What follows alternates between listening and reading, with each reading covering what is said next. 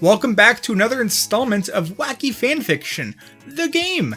However, unlike Tomodachi Life, a game focused on fantasy concepts like owning your own apartment, having a social life, and so on, Miitopia lets you live out the fantasy of going on an adventure, being a hero, and having a bunch of friends. In this video, we'll look at some Easter eggs, fun facts, and general goofiness in Miitopia, but first, let me tell you about the sponsor of today's video, Raycon. If you enjoy listening to music, podcasts, or even audiobooks, why not look to Raycon to deliver a great wireless audio experience? Personally, I listen to a lot of audiobooks while away from the computer, and I can personally attest that Raycon's everyday E25 earbuds deliver a comfortable, noise-isolating fit. Their charging case is also quite nice and sturdy, and after the initial setup, the Bluetooth pairing has them reconnecting quicker than you can take them from case to ear.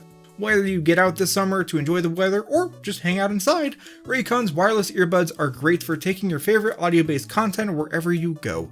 If you'd like to get a pair for yourself, head on over to buyraycon.com/DPadGamer or click the link in the description to get 15% off your first order. Also, it's worth noting that they have a 45-day free return policy, so why not see if they're a good fit for you as well. Again, you can go to buyraycon.com/DPadGamer via browser or link in the description for 15% off your first order. Thanks again to Raycon for sponsoring this video, which we will now continue with. So, Miitopia was originally released for the 3DS and has now made it onto the Nintendo Switch along with better graphics and a number of neat new features. For example, you can now add makeup and wigs to Mii characters, which means the sky is the limit when crafting a Mii. I made very few of the designs used during my playthrough, so while you will find my own access key with all those Miis in the description, I'll also try to include as many from the original creators as possible. That said, while in the makeup menus, you'll notice that it has some nice music. A neat detail that's easily overlooked is that every new type of makeup adds new elements to the music. Here's each type of makeup and its musical addition.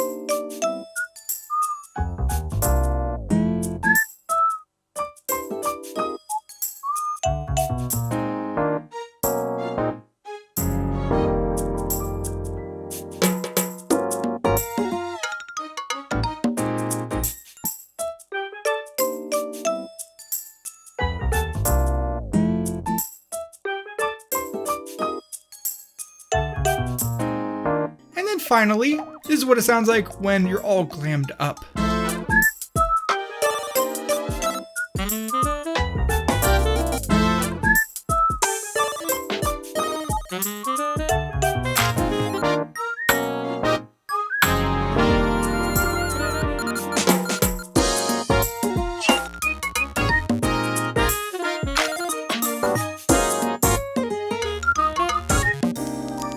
As for the wig section, the music has two variations, with and without the cowlick.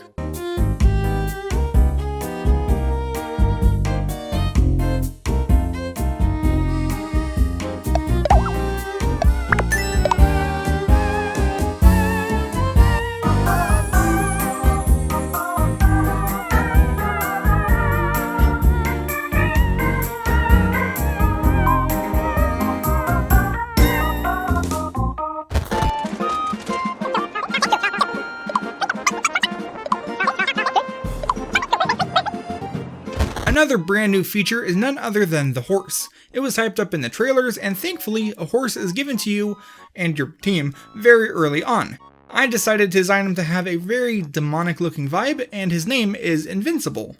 The horse is great because it allows for new options in combat. Depending on the relationship level, a party member can hop onto the horse's back for a powerful mounted attack or even a multi-target snort blast, and the actual things they could do is much beyond that, but you get the idea. That said, quick detail, when designing your horse, you get to pick the face shape, body shape, colors, mane, and so on. However, you can't change the saddle at first, but you can down the road if you go back and customize the horse through the pause menu, so that's something you might have missed.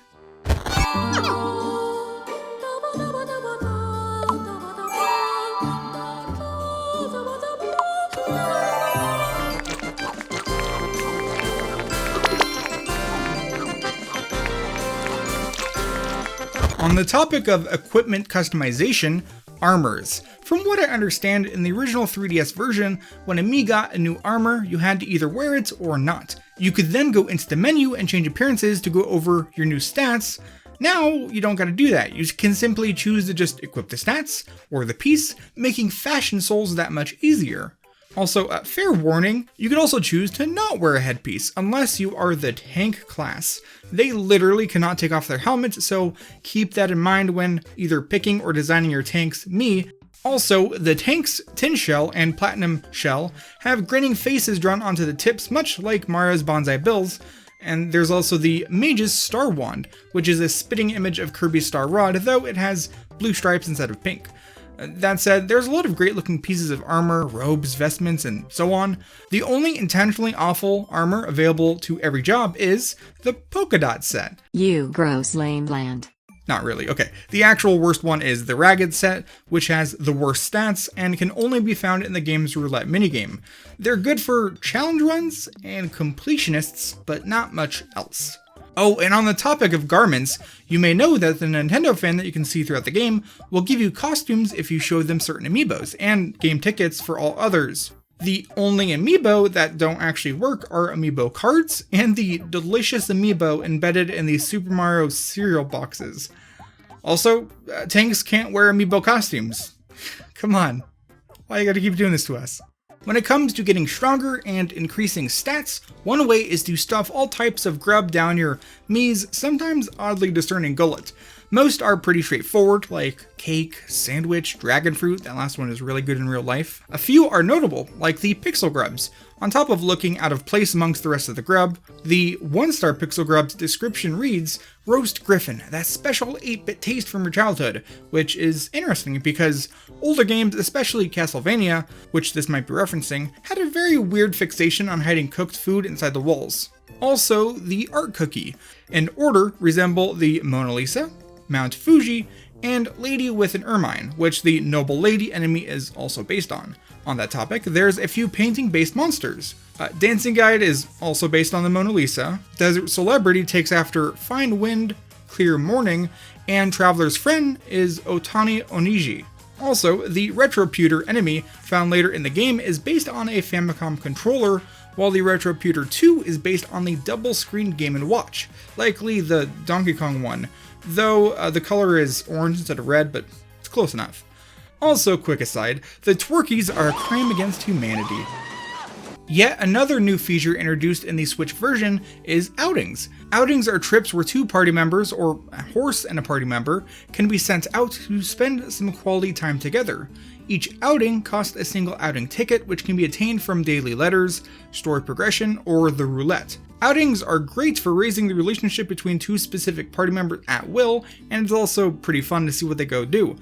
At the start, they can visit a cafe, the cinema, fishing spot, the library, seaside, with 8 more locations/activities being unlocked as you progress through the game. On top of increasing relationships, when Mii's go out on outings, it's possible for them to bring back grub as a souvenir, maybe an item, get into battle for extra XP/money. They're really worth doing. They're not unlike the dreams in Tomodachi Life, just way more useful and a bit less weird, and also I don't know of any specific references or any really rare events, so I'll just show you a couple of the ones that I think are really fun.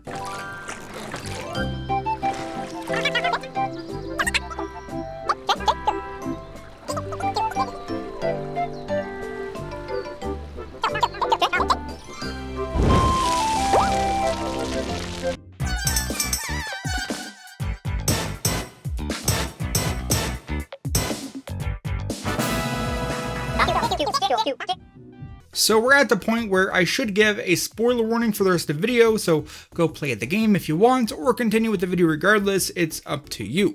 So, throughout the game, your main character gets 9 new friends that eventually form one big roster. Until the post-game, you can't add new Mii at will, but once you unlock the villa, you can. Either way, at the villa, you have the ability to delete Miis, which unfortunately doesn't result in any creepy animations that I could turn into jump scares, but still, I think it's funny that you can't delete your main character because, according to the game, you can't ditch yourself, you need you. That said, here's a fun little nugget of information shared by Lil Nugget, a viewer who commented this on one of my community posts. So, a Mii's voice is affected by both their personality and their gender. Personality can also affect their lines in certain outings and events. Even neater than that is the title screen music. It takes whatever Miis you have in the inn and uses their voice for the singing, swapping between various characters if you have more than one in there.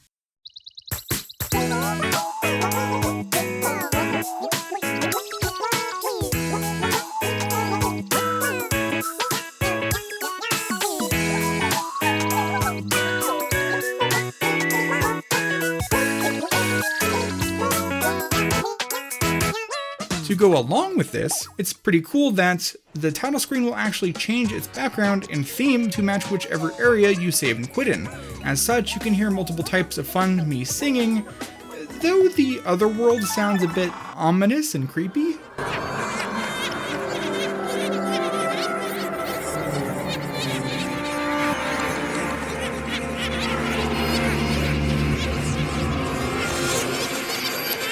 This is by no means an unknown for those who play actively into the post-game, but on the off chance that someone doesn't know, I'll bring it up. So, near the end game, you unlock the Traveler's Hub, and shortly after beating the Darker Lord and entering the post-game, if you keep an eye out for the Mii with the vampire tag, do their mission, you can actually get the Bat Charm that unlocks the vampire job. I, of course, made a Mii design after Dio Brando from JoJo Siwa's Bizarre Adventure. He looks awesome. As for the Elf class, it can be unlocked by battling your way through the Uncharted Galados, a sub-area of the eastern parts of Galados Isle. It's a bit harder, but I was able to do it with close to level 30 characters. It might be doable slightly before then, but they're pretty tough. Either way, once I could, I made an elf character named Lego Lass. I thought I was being clever, but I think I was just sort of running out of energy to care.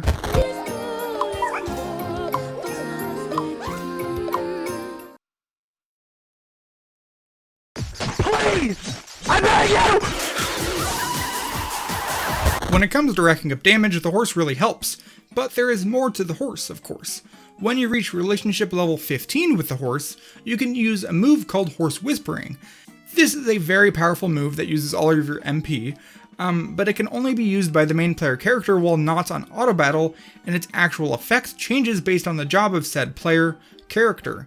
As such, I had to cycle in all of the jobs for DPad, which is why the apparent effectiveness of the following attacks vary. Either way, enjoy this montage and then feel free to argue in the comments below why the scientist attack is the best.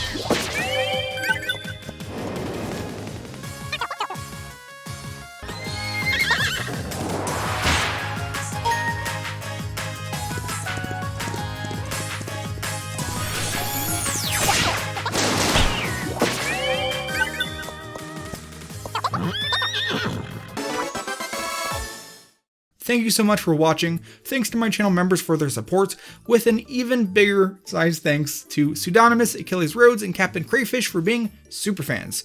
If you enjoyed this video, why not leave a like, maybe subscribe, and go check out the Tomodachi Life and Wii Sports videos if you want, because they're also sort of Mii-based games. Either way, that's it for this one. I'll see you in the next video. Bye-bye.